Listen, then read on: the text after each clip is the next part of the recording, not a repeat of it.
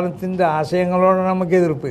അവർ മനുഷ്യന്മാരെന്ന നിലയ്ക്ക് അവരോട് എതിർപ്പില്ലല്ലോ. അപ്പം നമ്മളറിയണ എത്ര മുജാഹിദീങ്ങളുണ്ട്. എത്ര ഇന്നലെ മിഞ്ഞാന്ന് എന്നെ വിളിച്ചുകൊണ്ട് മുജാഹിദി വിഭാഗത്തിൽപ്പെട്ട എൻ്റെ ഒരു സുഹൃത്ത് പുളിക്കലുള്ള എന്നെ വിളിച്ച് വലിയ അഭിനന്ദനങ്ങളൊക്കെ അർപ്പിച്ചു.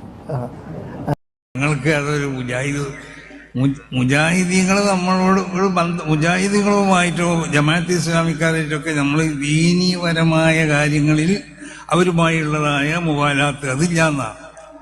അല്ലാതെ അവർ നമ്മളൊരു മുജാഹിദ് നമ്മളടുത്ത് താമസിക്കുന്നുണ്ട് അവനോട് ചിരിക്കാൻ പാടില്ല എന്നോ അല്ലെങ്കിൽ അവനെ കണ്ടാൽ എന്തെങ്കിലും സംസാരിക്കാൻ അതൊന്നും സുന്നികളെ ആ തുർക്കുൽ മുവാലാത്ത് എന്ന് പറഞ്ഞതിൽ പെട്ടതല്ല. അങ്ങനെ ആരെങ്കിലും തെറ്റിദ്ധരിക്കപ്പെട്ടിട്ടുണ്ടെങ്കിൽ അത് തെറ്റിദ്ധരിക്കപ്പെട്ടതാണ്, അത് തിരുത്തുകയും വേണം. അതാണ് ഈ അവസരത്തിൽ പറയാറുള്ളത്.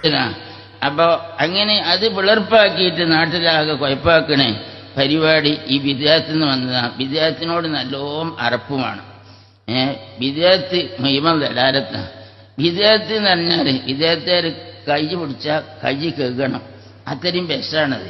വിഷം തൊട്ടാൽ നമ്മൾ തിന്നണേ കയ്യകണ്ടേ എന്ന് പറഞ്ഞാൽ ഓരോ തൊട്ടാൽ കയ്യകണം. അത് ഒരിക്കലും പാടില്ല.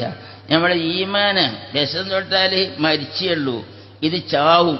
ഏത് വിദ്യാർത്ഥിനെ തൊട്ടാൽ ആ വിഷം കൊണ്ട് ചത്തുപോകും, മരിക്കല്ല. അപ്പം അതുകൊണ്ട് വിദ്യാർത്ഥിനോട് നല്ല വെറുപ്പ് വേണം. കുറഞ്ഞ വെറുപ്പൊന്നും പോരാ. അയച്ചിട്ട് ഓലില്ലാതാവുമൊന്നുമില്ല. ഇബ്ലീസ് ഇല്ലാതാകണ്ട പോനോ ഇപ്പോഴേറ്റ് അതൊന്നുമില്ലല്ലോ.